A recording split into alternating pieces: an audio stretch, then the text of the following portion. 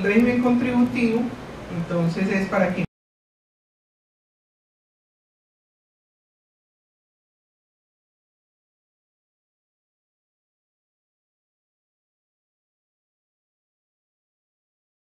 de los servicios de salud. Existen instituciones que pueden ser públicas, privadas o mixtas, pueden ser de economía solidaria, pueden ser empresas comunitarias que se encargan de prestar los servicios de salud a los afiliados al sistema. Estas empresas tienen que contratar con las empresas administradoras de los planes de beneficios, de tal manera que la administradora tenga una red de servicios para ofrecerle a sus asegurados, a sus afiliados. En estas instituciones prestadoras de servicios de salud deben cumplir con los requisitos de habilitación dentro del sistema, y al igual que aquí, voluntariamente pueden acreditarse para garantizar pues la calidad en la prestación de los servicios, pero todas tienen que estar habilitadas. En estas instituciones prestadoras de servicios son vigiladas por la Superintendencia Nacional de Salud y por el Ministerio de Salud y Protección Social para garantizar la calidad del servicio. Se espera que el modelo de atención sea un modelo que esté centrado en el usuario y en la familia, y que cada vez la calidad del servicio sea mejor. Pero también aquí es muy importante, y por eso se ha insistido tanto en los últimos tiempos y con la ley 1438 en la atención primaria en salud, es porque se busca que tanto las empresas administradoras de planes de beneficios, las aseguradoras, como las prestadoras hagan gestión del riesgo, que puedan conocer muy bien cuál es el perfil epidemiológico de su población, de tal manera que introduzcan todas aquellas acciones de promoción de la salud, de prevención de la enfermedad, que garanticen una atención de acuerdo entonces con ese riesgo. En el sistema de riesgos profesionales se tenía antes una administradora de riesgos profesionales, que es el Seguro Social. Básicamente aquí el cambio grande que hubo es que ya no es una aseguradora de carácter público para riesgos profesionales, sino que se amplía el abanico, y ya hay muchas aseguradoras de tipo privado y ya se acabó el Seguro Social. Entonces este fue el cambio en riesgos profesionales. Se decía que al igual que en pensiones y en salud, la empresa antes de la ley 100 podía asumir el riesgo. Ahora con la ley 100 es obligación que todas las empresas tengan a sus trabajadores en una administradora de riesgos profesionales. Bueno, después de todo esto que les he contado, ¿cuáles son los retos grandes que tenemos en nuestro país en materia de seguridad social? Una, conocer cuál es la situación de salud de nuestra población. Y esto, para ustedes, hay muchos que son estudiantes de economía, estos economistas tienen mucho que ver y deben conocer cuál es el perfil epidemiológico que tiene el país, porque son ustedes quienes se encargan de todo el tema actuarial, ¿sí? De determinar cuál es el monto del riesgo, ¿sí? De la pensión por riesgo, cuál es el monto que se pagará por cada una de las personas aseguradas, que tiene que pagar quien se asegure, etcétera. Pero entonces les decía que en pensiones, en riesgos profesionales y en salud, pues hay que hacer gestión del riesgo. Tenemos que saber cuál es la esperanza de vida de la población, de qué se está enfermando la gente, para poder saber si hay mucho riesgo de invalidez, ¿sí? En esto de qué se está enfermando la gente es muy importante conocer cuál es la carga de la enfermedad, ¿sí? A qué edad se están enfermando, de qué se están enfermando y cuáles son las consecuencias de esa enfermedad, cuáles son los años de vida potencialmente perdidos o cuáles son los años de vida con calidad, ¿sí? Todos los asuntos demográficos, qué pasa si hay más mujeres, qué pasa si hay más hombres. El estado de Sinaloa, en general la República Mexicana, tiene mucha similitud en cuanto a la situación de salud del país, y en este momento se ha incrementado mucho la muerte por causa externa, por dos razones: una por homicidios y dos por accidentes de tránsito. Y estas dos causas de muerte no solamente producen muerte, también producen mucha discapacidad, ¿sí? Que incrementa entonces los costos de pensiones, tanto de sobrevivencia como de invalidez, ¿sí? Y de muerte. Cuando hay una persona que está cotizando y fallece a temprana edad y tiene sobrevivientes, pues los sobrevivientes son jóvenes, casi siempre, porque son sus esposas o sus hijos o sus esposos. Y si están muy jóvenes, entonces acuérdense, la pensión de sobrevivencia es hasta que se muera, ¿sí? El que sobrevivió. Entonces van a ser muchos años más que hay que pagar esa pensión de sobrevivencia. ¿Cuál es entonces la cantidad que debe aportarse para soportar estos costos en el reconocimiento de las pensiones?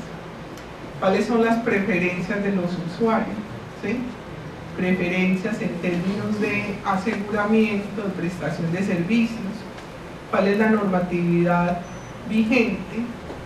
En la normatividad vigente se promueve la prevención o se promueve la atención. En México hay un problema serio de sobrepeso y obesidad que está asociado a enfermedad de diabetes, enfermedad hipertensiva, enfermedades cardiocerebrovasculares, que generan mucha discapacidad, ¿sí?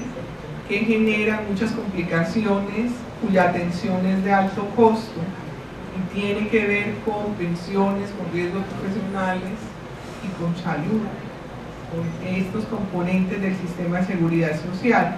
El modelo de atención, el modelo de educación, porque entonces aquí también entra en juego cómo estamos formando a nuestros niños, está privilegiando la promoción de la salud, está privilegiando la prevención de la enfermedad, o al contrario, estamos concentrados únicamente en la atención de la enfermedad, que es más costosa y que genera muchos más riesgos desde el punto de vista de garantizar las pensiones a los sobrevivientes o a los que tienen que retirarse por una invalidez.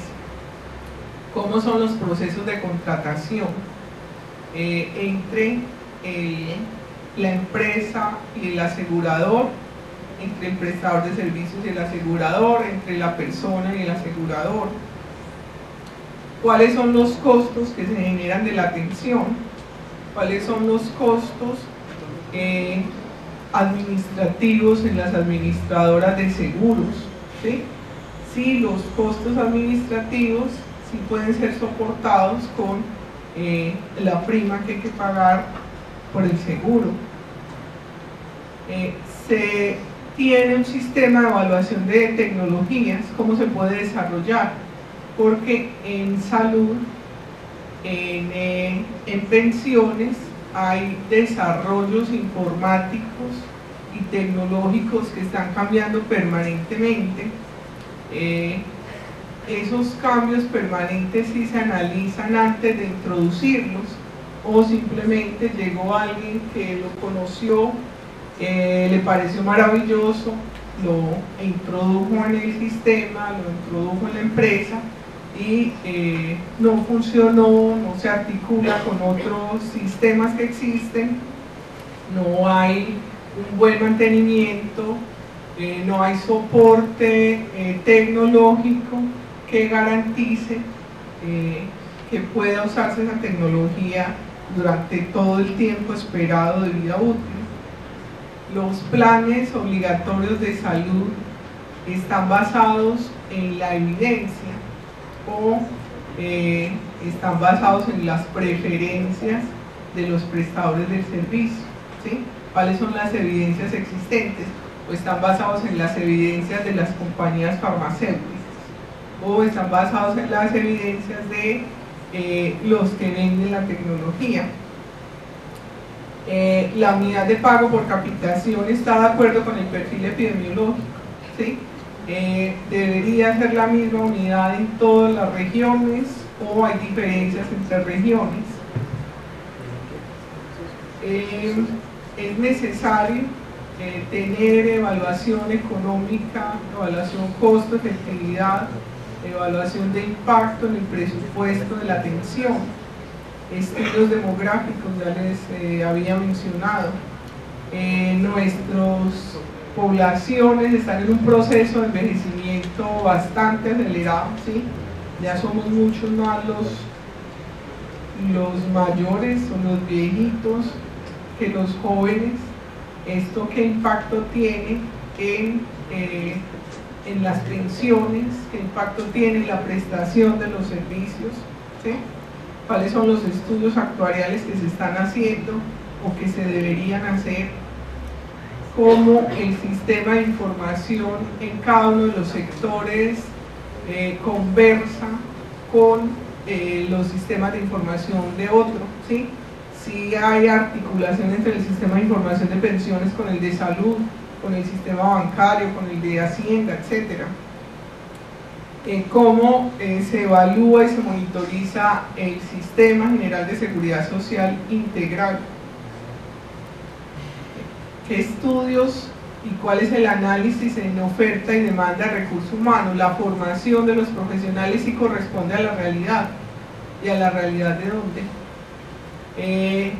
La formación tiene que ver con la cantidad de plazas disponibles para que estas personas puedan encontrar empleo cuando terminan su formación. ¿Qué estamos haciendo para el relevo generacional? ¿Sí? Si hay jóvenes que se están vinculando a las empresas y hay otros que ya están en edad de retiro, ¿cómo articulamos esos dos grupos de tal manera que efectivamente haya un relevo generacional? ¿Cuál es el sistema de incentivos que se tiene para las empresas, para las personas, para las aseguradoras, para el prestador de los servicios, para el que está en formación, para el docente que lo está formando, de tal manera que responda a la realidad del país? Y cómo estamos desarrollando la investigación, ¿sí? La investigación está orientada a cuáles líneas, a las líneas que son el gusto del investigador o a las líneas que requiere el país, ¿sí? Habría que responder todas estas preguntas para saber a dónde vamos a llegar con el sistema de seguridad social en nuestros países. Muchas gracias y